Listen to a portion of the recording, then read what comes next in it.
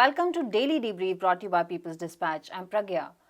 Today is going to be an episode very much centered on the Ukraine war. For starters, the United States will ship more weapons to Ukraine as there appears to be no thaw in sight. Meanwhile, the energy crisis seems all set to worsen and OPEC plus countries are planning to slash oil production.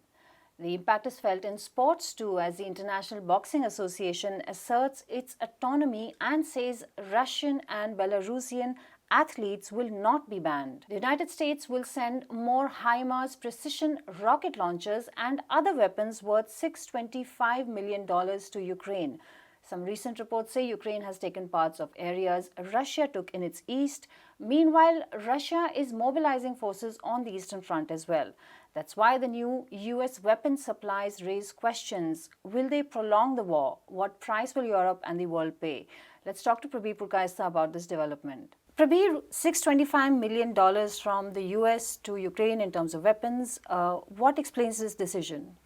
Well, they have been giving weapons or committing weapons for the last 6 to 8 months. So by that amount that they have already committed, $625 million seems to be really chicken feed. Because already I think the amount they have committed is something like $17.8 billion. So, and the amount supplied and the amount committed are really much larger than what we are talking about. So the question is not the amount, but what are they giving? They're giving it from their own stocks, right, which is what they were not doing for some time. And they were saying we'll give it from new manufactured weapons that will be, done, and then that will be transferred, because you don't want to draw down our stocks further. Out of the $625 million, 4 HIMARS are being committed. Now, HIMARS probably are something which makes a difference to the ongoing land war that is taking place, and it seems to be able to attack at the supply lines of the Russian troops, and therefore in the Kherson or in the Donetsk region, the Donbass region, wherever these battles are going on, and they're still on. Ukraine has made some breakthroughs that we have been talking about. So this seems to be therefore an immediate help to these kind of breakthroughs or military movements that Ukraine troops are doing. Now, will it make a huge difference to the war? Probably no. Does it make an immediate difference in some theater or the other? Maybe. I think that's the more important part. But in terms of quantum, this is not a big amount. Right. In terms of what they're giving it from, it's from their existing stockpile. How much of the stockpiles they have and what would be the United States or NATO positions with continuously supplying Ukraine in this war, these are open questions, because it is true that NATO has never fought a land war of this magnitude. And what they're using, of course, Ukraine troops to fight this, but it has become, for all practical purposes, NATO weapons, NATO logistics, NATO support in terms of intelligence. So it's really an extension of the NATO that is getting into this, except the troops on the ground in Ukraine. Maybe there are troops that have been inducted but under special forces, not calling themselves NATO, we don't know, or they're just mercenaries. But the point is that it is true that drawing down the NATO stocks like this means that NATO probably will not be able to engage in any major battle, at least in Western Europe. I don't know what it can do elsewhere. Can they do in Afghanistan? Can they do in other Iraq? We don't know. Can they do something in Africa? We don't know. But certainly against a near-peer opposition like Russia, which is what it is facing, I don't think they're in a position for a second front apart from what's going on in Ukraine at the moment. Got it. Prabir, what difference will these weapon supplies make to the war going on right now? I think it can have some temporary impact, particularly, as I said, in the Kherson area, as well in the Lugansk, the Donbass area, right, where at least in Lugansk area, which is the bordering to the Kharkov Oblast, the Ukrainians have made some breakthroughs over there. We saw reports earlier about taking over some territory over there, which is about 3 weeks old at the moment. Okay. We don't seem to have seen further inroads that Ukrainian forces have made, but they have taken over some territory. Though overall terms, it's a very small fragment of what Russia has already taken over of Ukraine. And now they have some breakthroughs they seem to have made in Kherson.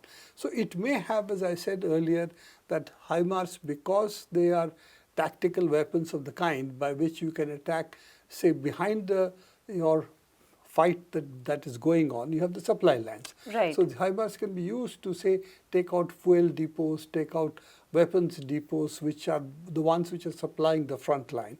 And taking them out means the front line therefore gets weakened. So it seems that they have some tactical advantage they provide immediately to the troops on the ground. And it has been said that the HIMARS have been quite effective in providing this kind of support, and that is something the Russians are finding difficult to protect themselves against. So given that, yes, it may make some tactical differences, but I don't think it really makes a significant difference in the course of the war, because Russia is at the moment, as you know, going to increase its forces by 300,000. Right. How much of it will be deployed in these 4 oblasts, 4 provinces, which they have said are now going to be a part of Russia, we'll have to see. But it becomes no longer a protection of the ethnic Russian speakers in Ukraine, which is what it was till now. As it was called SMO, Special Military Operations, it can become defense of what will essentially be Russia. And therefore full Russian forces can be deployed over there, which they were not during the SMOs. So I think overall terms, in strategic terms, it doesn't make a big difference. I don't see 4 HIMARS really changing the strategic complexion of what's happening, but tactically in some areas, yes, it may give the Ukrainian forces some advantage. All right, Prabir, thanks very much for joining us with that update. A 2 million barrels per day cut in oil production announced by OPEC Plus has sparked angry responses from the United States. But key OPEC member Saudi Arabia has said the West demands are skewed. It's a veiled reference to the United States sanctions on major oil producers, Russia, Venezuela and Iran. US President Joe Biden lobbied this summer for more OPEC oil, perhaps hoping for cooler oil prices while it backed Ukraine in the war with Russia. But it seems OPEC is not following the Western script. Abdul from People's Dispatch is here with us to talk about this. Abdul, what could explain the OPEC decision to cut oil production? They have a clear argument. According to them, there is a possibility that there is a global recession coming, maybe by next year. And that means that the oil prices, if the production remains the same, the demand will go down, the oil prices will fall further. They are already down from $120 per barrel in June, July, to now $90 per barrel now.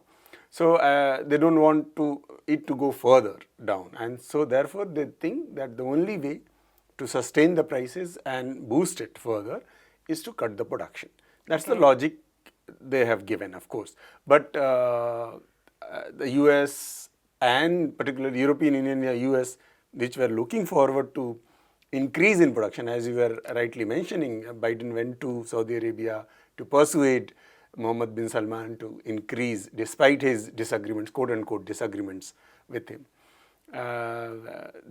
They were looking for increase primarily because the prices, they think, are quite high.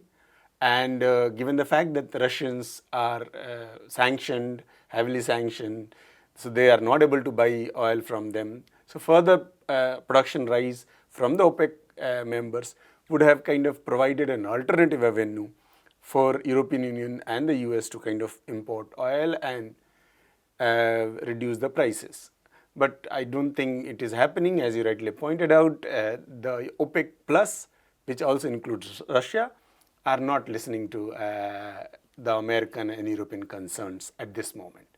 Abdul, what is the larger implication of this decision?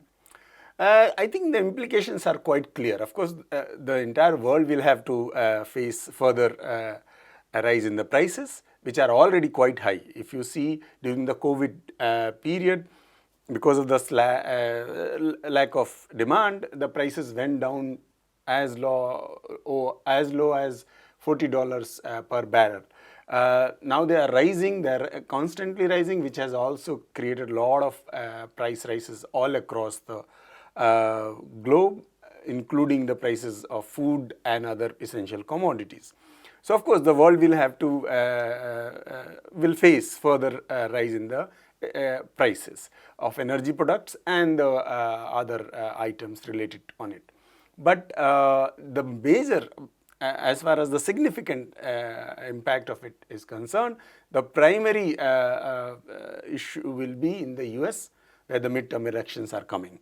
So the Biden administration is trying to keep the prices low, despite the fact that the prices in the oil market, in the international market, are higher, while releasing oil from the strategic reserves, and that has led to a historical low in the overall reserves in strategic reserves in US, and it can go further down if, as per the statement issued by White House, they are releasing 10 million barrels again next month. So if they are not releasing, it means the prices will go up, and that will be very harmful for the US Democrats in the upcoming midterm elections. So they don't want it. So there is a complex situation for the Biden administration in the US. They have to preserve their strategic reserves, but they also have to win the elections. So this decision has created made that situation much more complicated for the US. Also, US allies in Europe will have to face further problems, because, as we all know, because of the sanctions they have imposed on Russia, Russia being the largest exporter of oil, that oil is not available for them. It means, and if the OPEC slashes the production further, it means the space from which they were importing oil or hoping to import more oil is becoming smaller and smaller. We should also remember that the countries which could have played an important role in easing out the prices by increasing the production, because they have the oil but they are not able to produce and they are not able to export, primarily because of the sanctions. Apart from Russia, there are countries like Iran, which used to be one of the largest exporters and producers of oil before the sanctions were imposed, and Venezuela again, which is again one of the largest producers and exporters in the oil market. But because of the US sanctions, both these countries are almost out of the international export and import business of oil. Hence, the possible sources of import for Europe in particular, before this crucial winter, is basically becoming much and much smaller. They are already facing much higher, historically high prices. The prices will go further up in Europe, and that means the common Europeans will have to suffer a much more harder winter than they were expecting before. All right, Abdul, thanks a lot for that update. The International Boxing Association has said Russian and Belarusian athletes are no longer banned. The International Olympic Committee asked international federations to bar Russian and Belarusian athletes due to the war in Ukraine. The IBA has now insisted on its own autonomy and a politically neutral position. Recently, Spain and Portugal added Ukraine to their bids for the 2030 World Cup as well. We spoke to Siddhant Ani from NewsClick about what's happening in the world of sports. Hi Siddhant, can you start by sort of telling us what is the IBA's decision? Right. Yeah. First of all, Pragya, apologies to you and to your viewers in case my audio isn't great. I'm at the moment, but yeah. So full-blown sort of politics and sport coming together. The IBA is headed by a gentleman by the name of Umar Kremlin, and I mean who is Russian, of course, but they are holding an emergency sort of session at the moment. The IBA, which is the body that controls amateur boxing in the world, they are holding this sort of extraordinary conference in the Armenian capital Yerevan, where a decision was taken to reinstate or to remove the ban on Russian and Belarusian athletes allow them to fly the flag of their respective countries, and in case they win any medals at international competitions, then their national anthems will be played. This goes against the IOC's recommendation to sort of ban or keep these two countries and their athletes out of all international federations related events. It's the first federation to do so. And the argument of the IBA is that they are doing it because they feel like creates a discriminatory environment against athletes from these two countries and doesn't create a level playing field. So their argument is the time there was a ban in place, etc., but now it's time to move on from that and to allow these two countries to compete fully as member nations that they are. The IOC has come back and said that they will examine developments in this meeting and of course the IBA's decision at when they meet in December next month to figure out what to do. Now the IBA and the IOC have not been getting along very well in the recent past. The boxing competition at the Tokyo Olympics wasn't conducted under the aegis of the IBA, as is the norm. And there was also a takeover sort of battle at this conference where the head of the Dutch Boxing Association, who is representing, I suppose, European interests in this whole story, wanted to oust Kremlov and sort of put up a challenge to, as the president of this federation, take control away. Of course, delegates voted against that motion, and there was no confidence motion, as it were. And so, by whatever democratic process is in place, the IBA has decided to side with its current president and back this decision. The European side, of course, Van der Vorst is the name of the Dutch head of the Boxing Association. They are claiming that this is politics and that they are now trying to gather support for a coup in many ways, or in some ways, and to try and effect sort of leadership change and then probably try and reinstate some kind of a ban on Russian athletes. Siddhant, there's also Spain, Portugal and the World Cup 2030. What's happening over there? Yeah, so the 2030 World Cup, as most of us might be aware, Pragya, is going to be an expanded 48-team tournament. So other than countries that are as massive as, let's say, the United States, but even they are having a joint World Cup, of course. But very few countries in the world actually have the infrastructure as well as the size to be able to host 48 visiting teams for the duration of 1 month. So the bids, I think from here on out, will largely be several countries coming together and mounting a bid to host a tournament. Spain and Portugal, the Iberian Union, they have come together and included Ukraine in their bid. This news came just yesterday. The idea is, once again, I think, to bring in the political aspects of the entire conversation and say that Ukraine will add another element to the whole picture. Of course, 8 years from now, we don't know how things will be or what will happen. But the idea, I think, is to sort of hold one of the groups in Ukraine. So Spain and Portugal will host the rest of the tournament, but for, let's say, 4 teams or 6 teams, however the groups end up happening, will be hosted in Ukraine. There are several interesting bids coming in, of course. One is a sort of a collaborative bid between Greece, Egypt, and Saudi Arabia.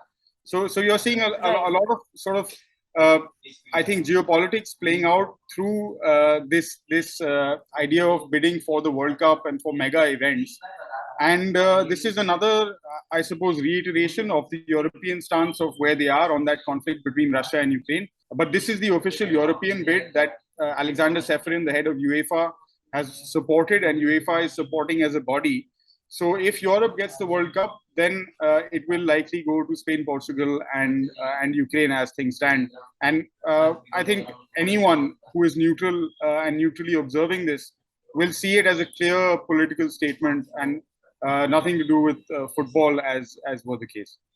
Right, Siddhant. Thanks a lot for joining us. And that's all we have for you today. Thank you for watching Daily Debrief. Do come back to us tomorrow. You can find more such stories on our website, peoplesdispatch.org, and our regular updates on Facebook, Twitter, and Instagram.